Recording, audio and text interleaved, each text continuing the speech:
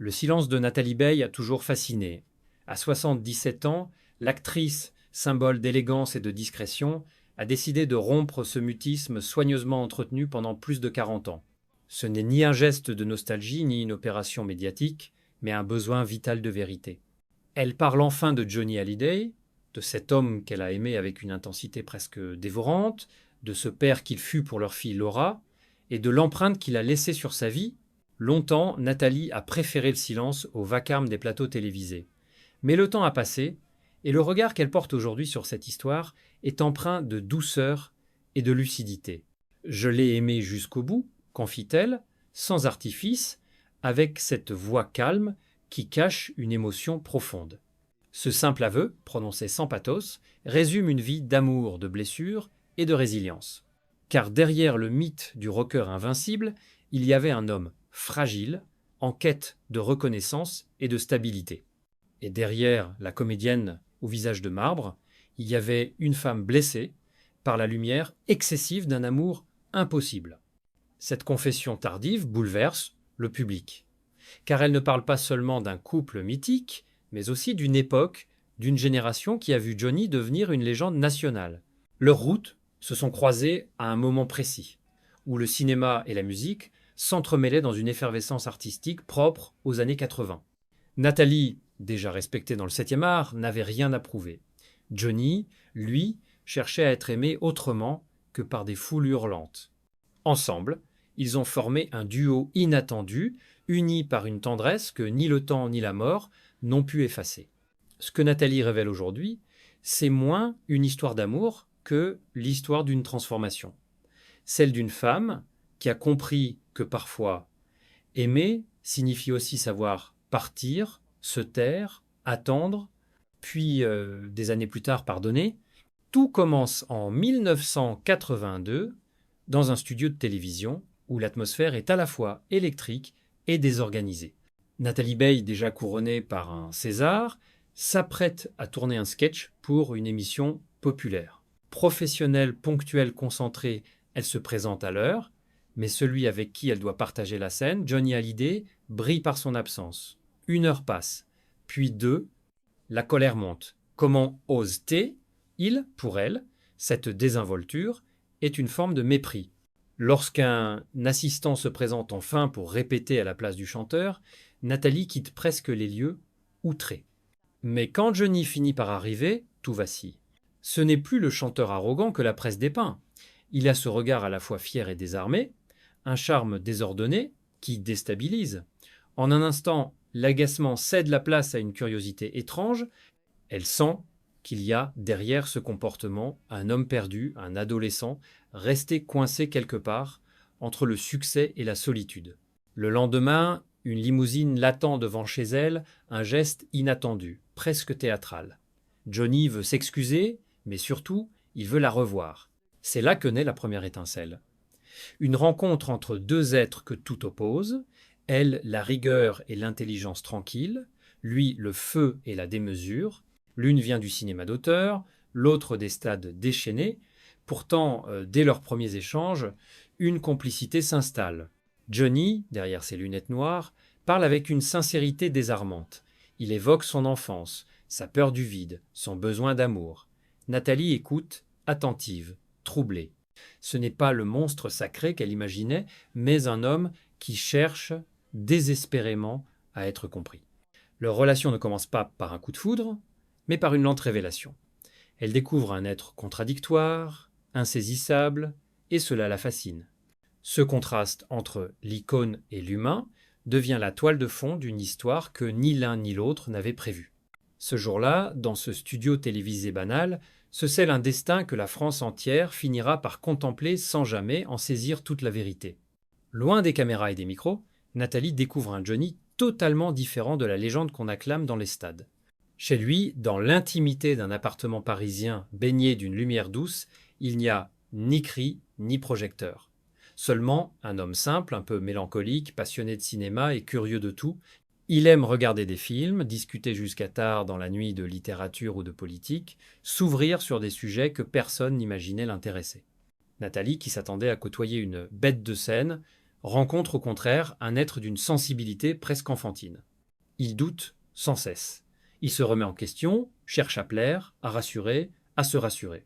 Derrière les tatouages et la voix rocailleuse se cache une peur immense, celle de ne pas être aimé pour ce qu'il est vraiment. Nathalie devient alors son ancre, son repère, dans un monde où tout va trop vite.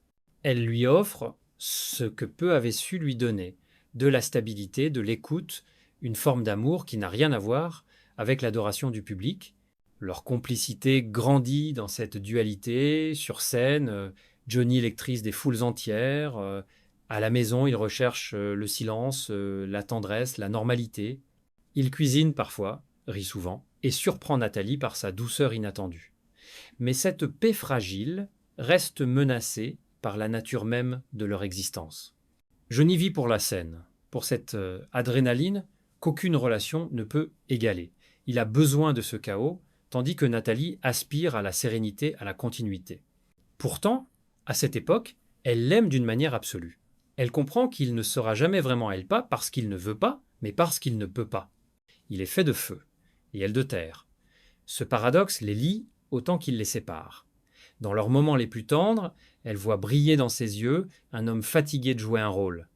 Et dans son sourire, elle croit lire la promesse muette d'un amour qu'aucune tempête n'effacera jamais. Le 15 novembre 1983, à l'hôpital américain de Neuilly, une petite fille vient bouleverser la vie de deux êtres que tout semblait condamner à l'instabilité. Laura. Ce prénom résonne comme un apaisement, une promesse de recommencement. Johnny, le rebelle indomptable, devient père une seconde fois et c'est une révélation. Il la tient dans ses bras, tremblant comme s'il craignait de la casser. Nathalie, épuisée mais sereine, observe cet homme qu'elle aime devenir un autre plus doux, plus attentif, presque timide. La naissance de Laura unit profondément le couple. Johnny s'émerveille de chaque sourire, de chaque geste. Il passe des heures à la regarder dormir, à imaginer son avenir, à lui parler de musique, de rêve, d'amour. Ses amis le disent transformé. Il veut être un père présent, un mari meilleur. Pour immortaliser ce bonheur, Jean-Jacques Goldman lui écrit Laura, une chanson bouleversante qui devient l'une des plus belles déclarations d'amour de sa carrière.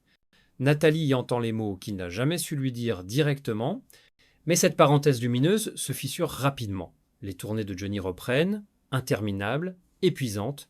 Les plateaux de cinéma appellent Nathalie dans toute l'Europe. Leurs vies deviennent des itinéraires parallèles, séparés par la gloire. Ils s'aiment encore, intensément, mais ils ne se croisent plus. Dans leur appartement, les valises ne se défont jamais complètement. Elles tournent, ils chantent, ils s'écrivent, s'appellent, se manquent sans parvenir à se retrouver vraiment. 1986 marque la fin d'une époque. Après 4 années d'amour et de lutte contre le temps, ils se séparent sans éclat, sans haine. Ce n'était pas le manque d'amour, c'était la vie, confiera plus tard Nathalie. Johnny, fidèle à son instinct, avoue à un proche « J'aime toujours Nathalie, mais je ne peux pas vivre avec une femme. » Ces mots résument tout.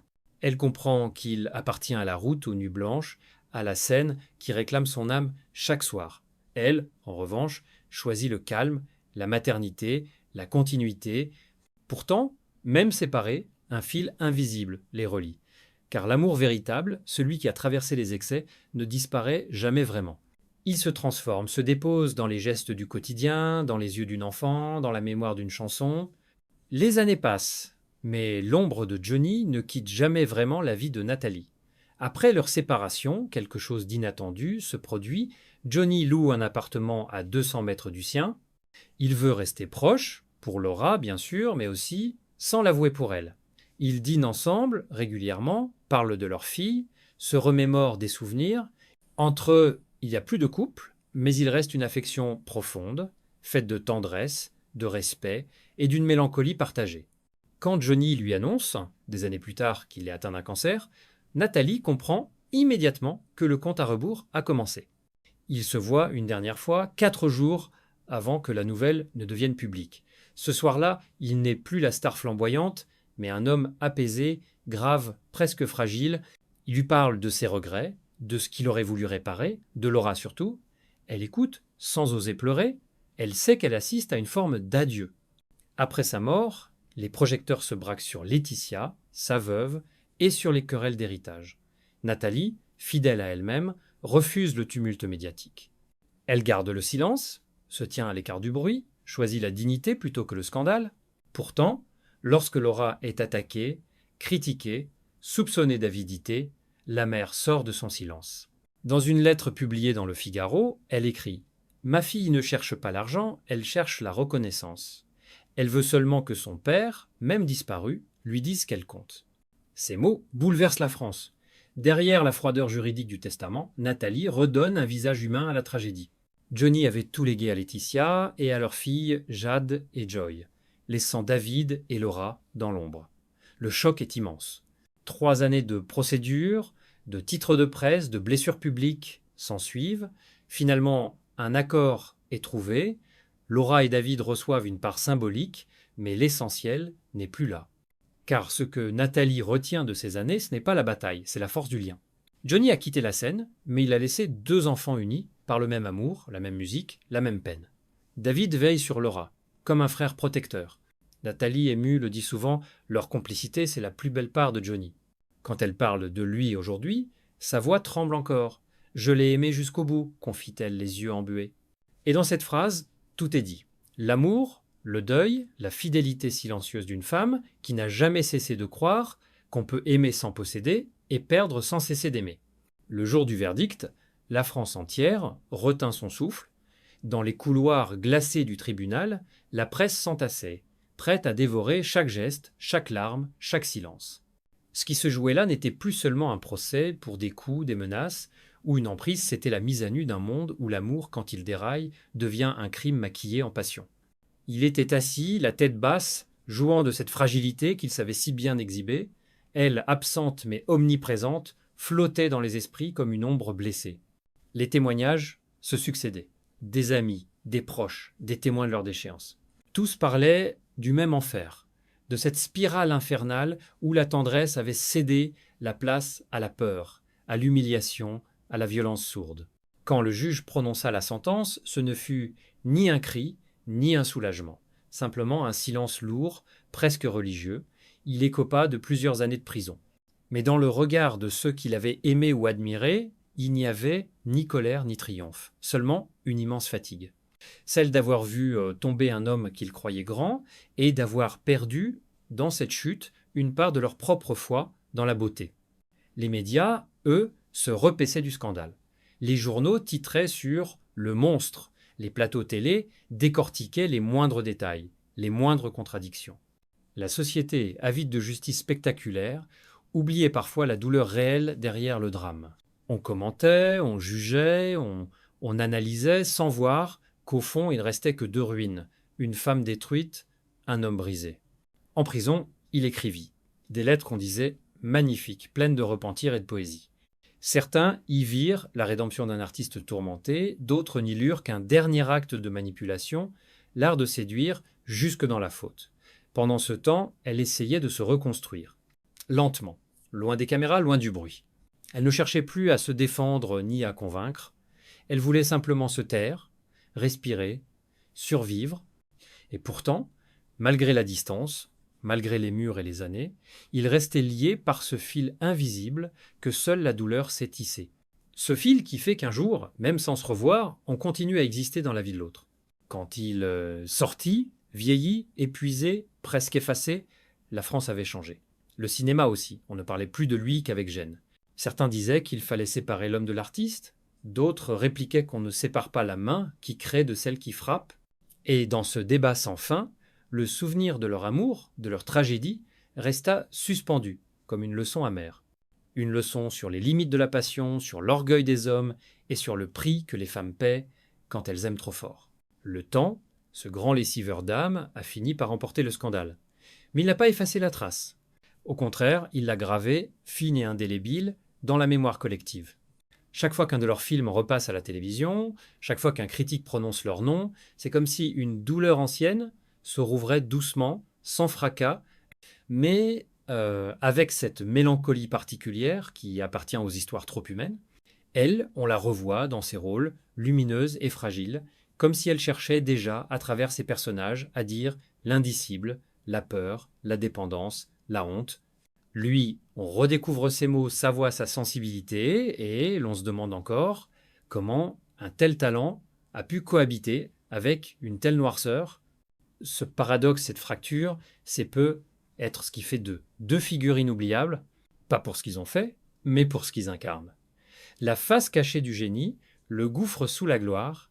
Avec les années, les jeunes générations ont tenté de comprendre sans juger, d'écouter sans idolâtrer.